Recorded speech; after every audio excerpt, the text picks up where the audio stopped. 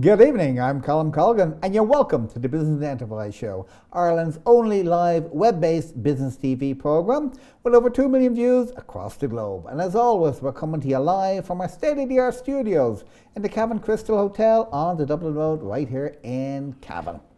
It's that time of the month again when we have the Cavan Chamber of Commerce in, and they're going to talk about what's happening in the town for the next month and a little afterwards. I'm joined tonight by a very senior person indeed, the President, Eddie Coleman, and the Secretary, Michael Geraghty. You're both very welcome. Thank you. We start off with you, Eddie.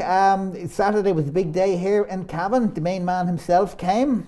We had a full day's entertainment column on Saturday. Started at around 12 o'clock. We had music all day. We had Ferris wheels. We had the largest Santee in Ireland, or in Europe, 70-foot Santee, a bouncing castle effect. We had train rides. We had face painting. We had free gifts for the kids, free minerals, free sweets. It was a tremendous day. So it was one of them days that the Chamber gave back to the town and kind of let the town know, what the Chamber does for it, and also injected, I suppose, a lot of footfall into the town. The town, it reminded me, believe it or not, of the Fleadh a number of years ago. The street was full of kids, full of people. Our only problem was the weather wasn't just as nice to us as it should have been. But no, it was a terrific day, and the nice thing, it was free. It was free. All the kids, everybody enjoyed it. And of course, that was the day that the lights got turned on, and effectively Christmas came to Cavan town. That's right. Well, Santee arrived at around 4:45, and he came to turn the lights on, and we were very lucky to have a special guest in the name of Francis Brennan, who has written a book. The guy came to Cavan, came up and turned the lights on with Santee as well. So yeah, it was terrific all over. And I have to give my thanks to Francis Brennan as well. He was an absolute gentleman. Absolute gentleman. Absolutely, well-known gentleman at that. But I suppose something like that, Eddie, just doesn't happen. You know, nobody just rolled up at 9 o'clock on a Saturday morning and it was all ready. No, I tell you, we're maybe 6 months working into this. We had a lot of help from the Cavan County Council, and every Monday morning, 9 o'clock, we met. And it all fell into place in the end. But yeah, it was hard work, and even on the day it was hard work. But what it showed was what the Cavan Chamber of Commerce can do for the town, and number two, to show that Cavan town is open for business. That was the main thing. Now, you're saying you got great backing on the day and in the preparations today from the Cavan Council. Yeah. The new CEO took up a position there a couple of weeks back there, and you got to meet him. We did, yeah. The Chamber met with Tommy Ryan, who's the new CEO for Cavan County Council, and he's dedicated, he's enthusiastic, he's ready to work with Cavan. And I suppose, needless to say, you probably went with a shopping list that you wanted of him, and but no doubt there was things he wanted of Cavan Chamber of Commerce, because I'm sure when he's setting up, right, I'm the boss. I'm the boss of the council. However, there are other legs that I need to help me to make Cavan a great place. So I'm sure he was delighted to be able to talk to you, and no doubt will do what he can over the period that he's there. But I'm sure he was as eager to meet you as you were to meet him. Absolutely, yeah. We met, and I'm going to let Michael come in now. Michael is the brains behind this meeting. You're the beauty, he's the brains. He's the brains, yeah. How did sorry, again, his name is Tommy? Mr. Tommy Ryan. Tommy Ryan, yeah. The newly appointed sort of Chief Executive Officer, and this was the first opportunity that the Chamber sought a meeting with him, and we met him on last Friday week, which was a key day because we wanted to get in and meet Mr. Ryan and Mr. Ger Finn, Director of Services, ahead of the general meeting of the County Council on the 27th, where they discussed the estimates and struck the rate for the coming year 2016. We wanted to make our case. From a business point of view, some of the big outgoings that any business has is its rates, its water rates, and we're always sort of conscious of the amount of money that goes out of our business.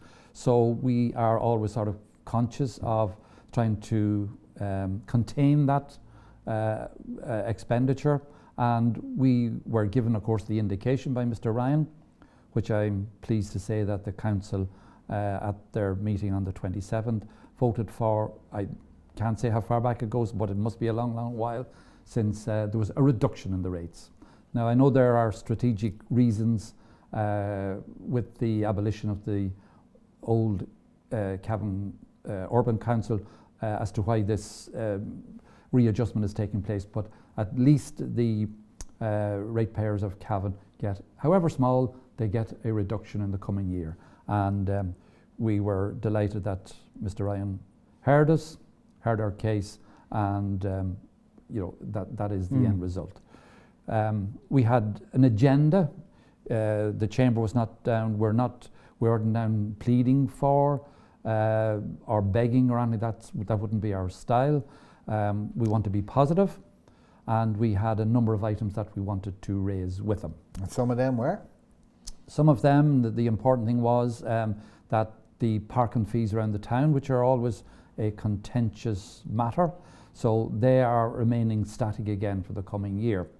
Of course, in 2016, Cavan County Council has now assumed the full ownership and responsibility for the multi-storey car park. The car park has over 400 car parking spaces, but it is not able to achieve anything greater than 35-40% usage at any given time, which is a great pity. Now, there are strategic reasons, there are structural reasons, there are mobility reasons why it's not functioning as it should. So we were down to put some points to him, some opinions to him, some requests to him that he would, with his staff, would sort of review the structure of the building, the marketing of the building, and how important it would be from an income point of view if you were to push that usage rate up to 70-80%, fill them. What are some of the practical reasons that multi-storey car park, which I've heard yarns of since I moved up here, well, what are some of the practical reasons that it's not being used or can't be used? Access to it is regarded as difficult. As soon as you hit the barriers, you were into very, very tight corners, concrete everywhere, and of course, if somebody scrapes a car on concrete going or coming, it becomes the news. Everyone is destroying cars. Would be right in saying that it was designed wrong from word go. Far be it from me to say that, but that was the structural. I think Mr. Ryan said was designed by top architects and engineers. So a committee of them, possibly. Well, perhaps anyway. But of course, to do anything with the structure of the building now, of course, is difficult and will not be easily interfered with or changed around. But they're going to have a look at it. We also put up a case to him that what are the potential for further car parking spaces in other locations around the town. The town is not just the car parks as we know them in the middle of the town. Are there any other potential areas that could be opened up for car parking? Parking spreads business. People park the cars and they do business, wherever they want to go. But if you spread it around the town, it spreads people around the town, it spreads footfall around the town. So, is parking an issue in Cavan town? Because I'm just thinking, there's for want of a better term, the Tesco car park, you have a Dunn's car park, there's the Egg Market car park, there's on-street car parking. Yeah. I would have thought in general terms, most times no. It can cope with it. But I would expect now in the run into Christmas that there will be some very heavy days of parking, and double yellow lines will be ignored, and not in Cavan, surely. Well, so there will, on a number of occasions now, between now and Christmas Eve, there will be some difficult parking days. Of course, that also gives rise to, it backs up cars on the streets. So it becomes a little bit of a gridlock. So that's what we're trying to see what we can. So if we were to say one thing about Cavan Town and shopping and doing business in it, would car parking be probably top of the heap issue-wise? Would that be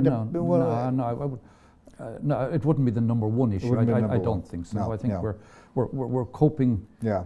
But as the town progresses, as business progresses, as shopping levels improve and all that sort of thing, that brings, of course, the problem. Yeah, I suppose the national motorway would be the M50, and there's talk about in the last couple of weeks that now that the recovery is starting to happen, what was a nice free-flowing motorway a year or two ago when we were in the depths of it, is now getting heavier and heavier. So one of the disadvantages of the recovery coming back is that traffic management becomes a problem. And I suppose Cavan being no different from any other town, exactly. it'll raise its head here as well. Yeah, it's a matter of scale, it's a matter of scale. So so there were the main issues. The other good news that came out of it was the sewerage scheme, which has been ongoing now for about 18 months or so, effectively is to be concluded in the coming week. And that will be a major infrastructural benefit to the town going forward. So that's coming to an end. It was on our agenda to raise with Mr. Ryan, but the work had already started on road restoration works in the town and on the roads leading into the town. So that has also brought a noticeable difference to comfort of travel for cars and on people on foot and people on cycling and all that. So that's a noticeable improvement as well. Another item that we were anxious about was we have a very good record over the last number of years on the IBL, the Irish Business Against Litter. And Cavan has always scored very freely and very highly on that. But we slipped a little bit this year. And that was counterbalanced then by an excellent result that came through then on the Tidy Town. So yes, that often does happen. It does happen anyway. In the same town, in the same judging period, you can be up in one and down on the other. So we were anxious that we would put our case to Mr. Ryan that he would support by way of finance and staff resources the town foreman and Bernie Dillon, who contributes so well and so positively to the appearance of the town with our flowers and our plants and shrubs and all that money and staff resources would be there for both of them in the coming year to keep the standards and our place and our position nationally up there. So all in all, it was a great first meeting with the new CEO, and I doubt it's to be the first of many that you'll be having with him. That is true. And certainly you were there focusing on business issues being a Chamber of Commerce, but I suppose what a lot of people fail to realise is that a lot of the work that the Chamber of Commerce done has a knock-on effect on the citizens of a town. Yes. Yeah, the Chamber works in a positive it has a positive frame of mind. Yes, it is representative of the business community of Cavan Town and the surrounding areas. We have an agenda. We're aware of the difficulties it is to be in business, and working as a chamber, as a group of people, we can put our thoughts together and we can lobby, and we can put our case essentially for the business people of the town. And once you get a person like Mr. Ryan, who's prepared to give you a hearing, it's all for the good of the town. We work hand in hand. Yeah. We help him, he'll help us, all for the betterment of the business of the town. And of course, going back to Saturday, the whole idea of Saturday was turning on the lights. And what most people may or may not realise, that it's the Chamber of Commerce that fund and put up the Christmas lights. They don't just appear. The Christmas light fairy doesn't wave his magic wand. No, the Christmas lights cost a lot of money. We purchased new lights 3 years ago at the cost of €15,000. We go out every year and we collect of all the businesses in the town a fee. We employ an electrician to put them up, to maintain them and keep them lit from now till the 8th of January. And I have to say the business people are very good. They're very generous with their money. They realise that, you know, if it's not paid, the lights unfortunately don't go up. And with the new lights that we have, we've got terrific feedback. People have come from other towns and they can't get over how impressive the lights are in Cavan town. So yes, it costs money, and the people are very good.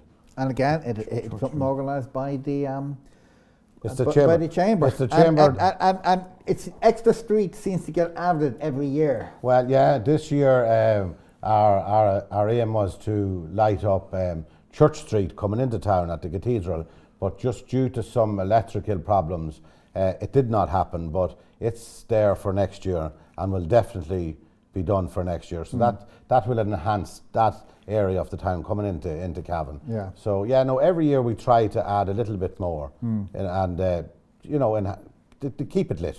And of course, I suppose the lights themselves don't last forever, because the nice Christmas tree lights indoors, which are nice and protected, they're out in all weathers. That's right. And again, the time that they're up is generally the worst weather, so they also get a bit of a hiding. That's right. So every year they all have to be, well, also they all have to be checked, but some of them will have to be replaced as well. And That's again, right. it's the business people and the chamber that does that. Yeah, we're very lucky with the people that we have working with us. The lights come down, they're put into a nice safe area. They're checked throughout the year. So come November or the end of November when they go up, they're ready to go up, and we know what problems we have, what problems we're facing, and you know we get them up. We get them up, and I think, you know, have you seen them, Colm? I have, yeah, absolutely fantastic. Yeah, they're beautiful, yeah. They're lovely. We've new lights this year on the Market Square, around the Market Square, and I think they're really, really impressive. And we've, as I say, our Christmas tree, which was kindly sponsored last year and this year by P&S, that have done all the contract and work in the sewerage, and they have kindly sponsored the tree this year again, which is a big help to us financially. Yeah, and makes the town look beautiful. Oh, absolutely, yeah, absolutely. And again, as we said, it's the traders that put this together, and I suppose one of the things that the traders to an extent can get out of it is that people buy the vouchers for the town, because you can buy vouchers everywhere and anywhere, but if you buy the chamber vouchers, it stays in the town. Yeah, well, we have a scheme going with the chamber vouchers. You can buy them from €5 to €10 to €20. We would hope to sell in the region of maybe €100,000 in vouchers, and that money can only be spent in Cavan town. So that means that whoever the businesses to buy the vouchers to get a tax relief by buying the vouchers, and the people, the recipients, spend it back in the town. So the money is circulating all the time. So I think that was a great initiative from the Chamber a few years ago, and we've continued to do it and will continue to do it. And we had Andy in last month and the month before chatting about it, and one of the points he raised is that there's no cost to anybody for it. You go into the chamber, you pay £100 for £100 voucher. By the time it gets to the shop, 10 years later, it still has its full value of £100. It's actually a service that the chamber provide to the businesses and to people who want to buy gifts. Yeah, absolutely. I know I'm in business in Cavan, and I get lots of the vouchers in, and from all different walks of life, and they're delighted with it. They're delighted, you know. It's maybe to get their Christmas bonuses, and the Christmas bonus now is chamber vouchers. So they can go around all the shops, and whether if it's a €20 voucher, they get you know, change back or whatever, you know. But it's money being spent in the town. Yeah. People are, you know, it's the money is circulating, and I think it's, you know, the business people are delighted with it. And if somebody wanted to pick some up now to give us gifts, where could they go to get them? Absolutely. Well, we have a chamber office running. It's open from 11 to 1 every day in Church Street. They can also be bought in Eason's on the main street. So there's no problem with vouchers. We have plenty, and come and buy them. Brilliant. Come and buy them. I suppose, although it is a Cavan County Chamber of Commerce, we do tend to kind of focus in a lot on the town itself. What can the chamber do, particularly over Christmas, to get more people in to shop? You know, it's a drive away to shopping centres, be it north of the border or down towards Dublin. What could we do to get people to stay in Cavan? We've why should they stay in Cavan? Well, we've in the chamber we have a website. We have Andy Pearce, who is our CEO, has done a list of what every shop sells in Cavan town and outside the town. And you know, when you look at the lists, it's the exact same what you find in Dublin.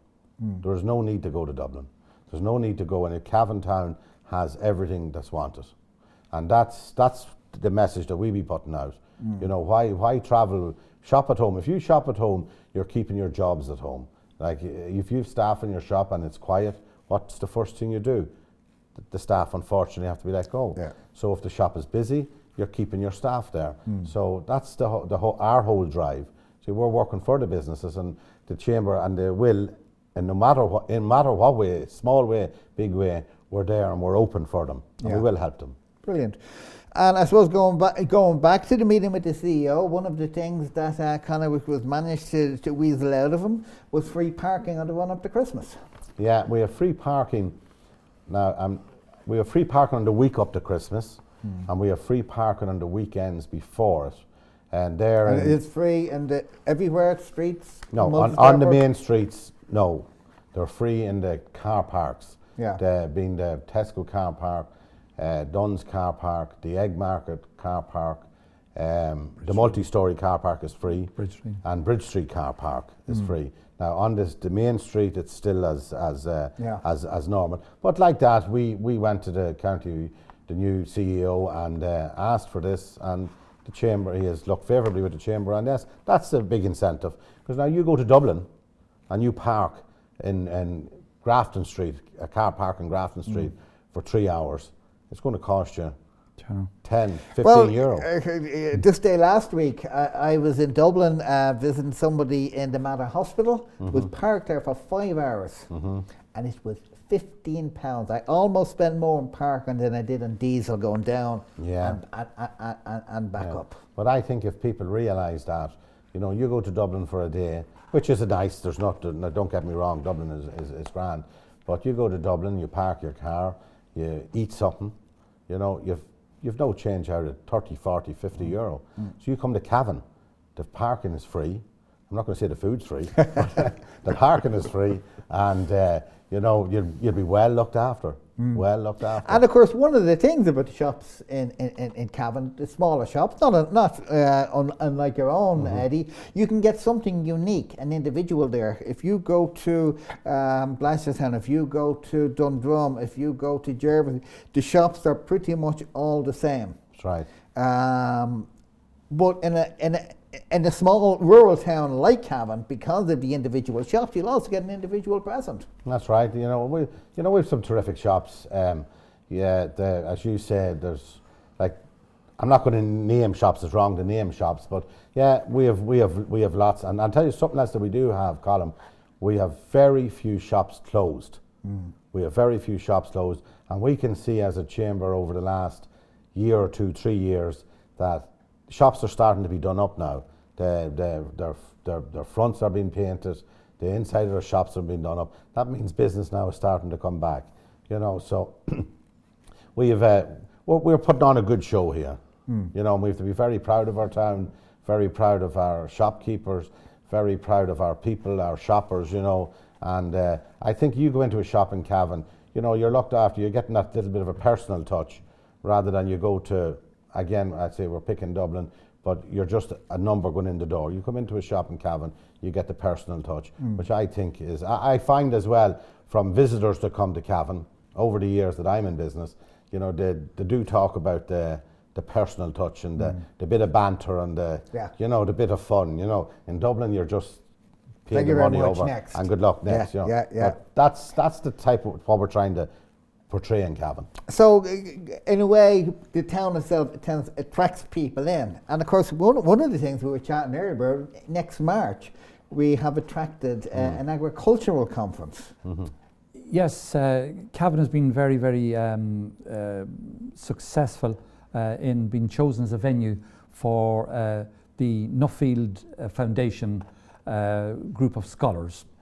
And annually they hold a conference for 70 of their scholars, and it's held in a worldwide destination each year.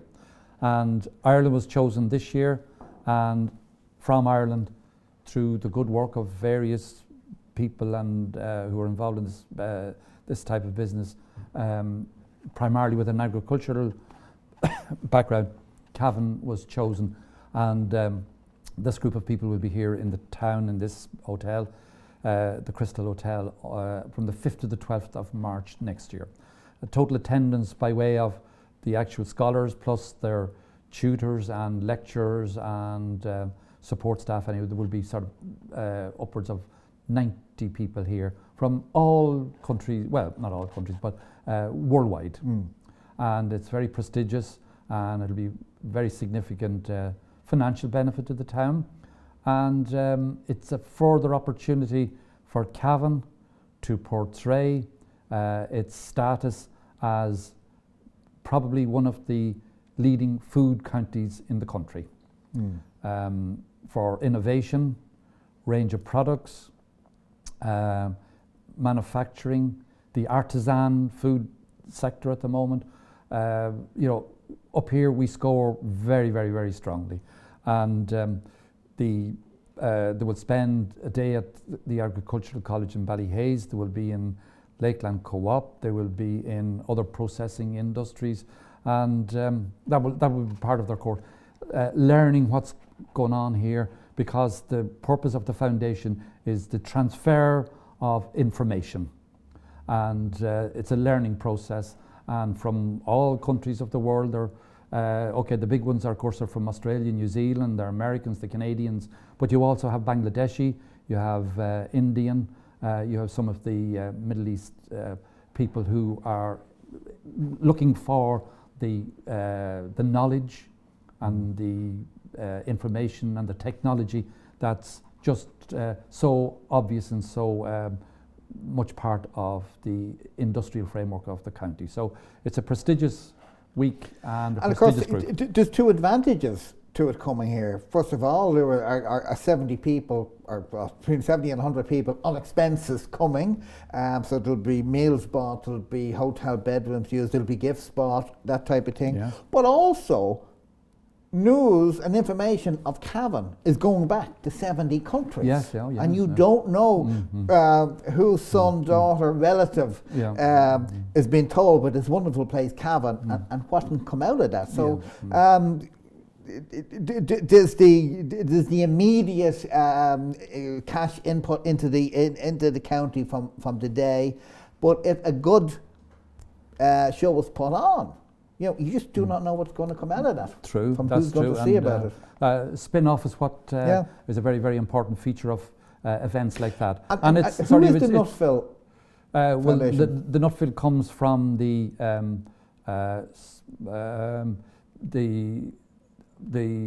originator and the creator of the Nutfield tractor and the Morris and Austin Carr monolith that was so evident in the UK in the 30s and the 40s. I think Morris is the gentleman's name anyway. But he was the Mark Zuckerberg of his era, and his wealth was circulated and put back into foundations which are still sufficiently strong to fund this type of activity by the Nuffield Corporation.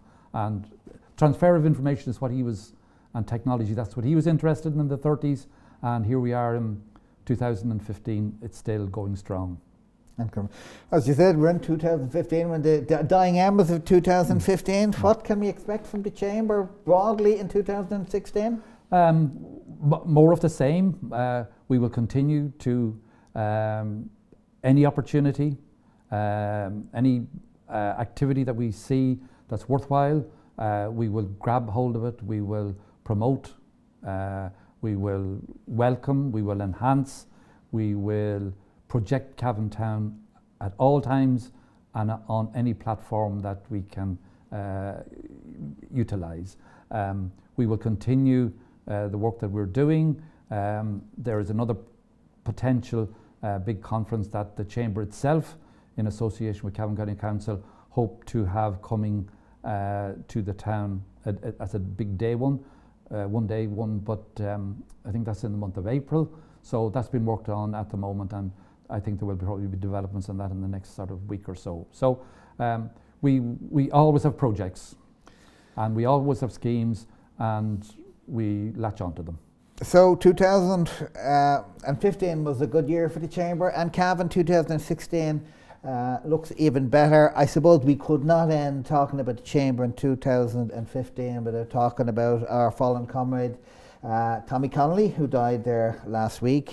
He was a very, very active member of the Chamber, very active businessman here in the town, and he'll be sorely missed. He certainly will. He was a good friend of the Chamber and an active and a committed member, was involved in many of our committees and ran many of our activities for us, and he was on the board up until 2015, and an astute businessman, fine businessman, had a fine store, and he will be a loss to his family and to the business community of Cavan Town, and I presume particularly to